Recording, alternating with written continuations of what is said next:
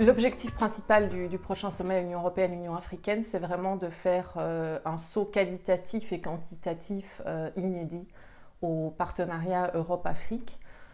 Comment faire ça? La première chose, c'est en entérinant le changement de logiciel et de narratif que l'Europe a vis-à-vis de l'Afrique, en considérant que l'Afrique est avant tout une terre d'opportunités pour nos États membres, pour nos entreprises, pour nos citoyens. La deuxième chose, c'est en entérinant l'adoption de nouveaux instruments financiers. L'Union européenne, ces dernières années, s'est dotée de nouveaux instruments financiers qui devraient permettre de faciliter significativement les investissements, notamment du secteur privé en Afrique.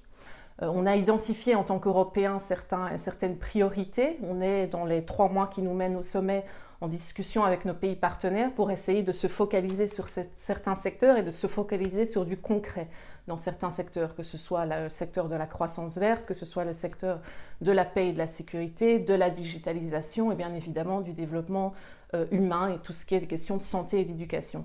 Donc l'enjeu, c'est vraiment d'essayer de faire de l'Europe le partenaire de choix des pays africains. On est dans un contexte particulier qui est un contexte d'une pandémie dont on n'est pas encore sorti. Donc évidemment, la question de la lutte contre la Covid, la question de la sortie de cette pandémie sera au cœur des discussions. Mais il ne faut pas perdre de vue les enjeux de plus long terme de ce partenariat. On a vraiment des enjeux stratégiques comme le changement climatique, comme la lutte conjointe contre le terrorisme et la radicalisation.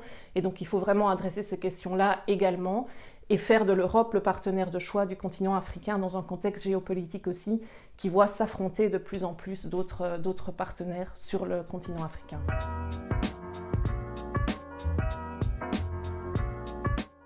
Comme dans beaucoup de choses dans la vie quotidienne de l'Union européenne ou dans la construction européenne, le couple franco-allemand est fondamental dans tout ce qu'on fait, dans tout ce qu'on veut. Et ça le restera. Mais je pense aussi qu'il s'agit maintenant de faire comprendre que l'Afrique, c'est l'affaire de tous.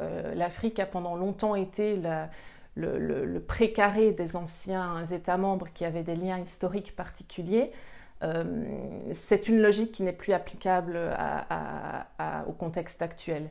Et donc c'est vraiment, je pense que le rôle du couple franco-allemand aujourd'hui serait plutôt d'essayer de convaincre l'ensemble des États membres, y compris ceux qui n'ont pas de lien ni historique, ni géographique, ni même culturel particulier avec l'Afrique, de convaincre tous ces États membres que l'Afrique est le continent voisin de l'Union européenne, que c'est sur le continent africain que se joue une partie de l'avenir du continent européen, et d'essayer justement de considérer l'Afrique comme terre d'opportunité et d'essayer de présenter ça à d'autres États membres et de rallier les autres États membres à cet agenda positif.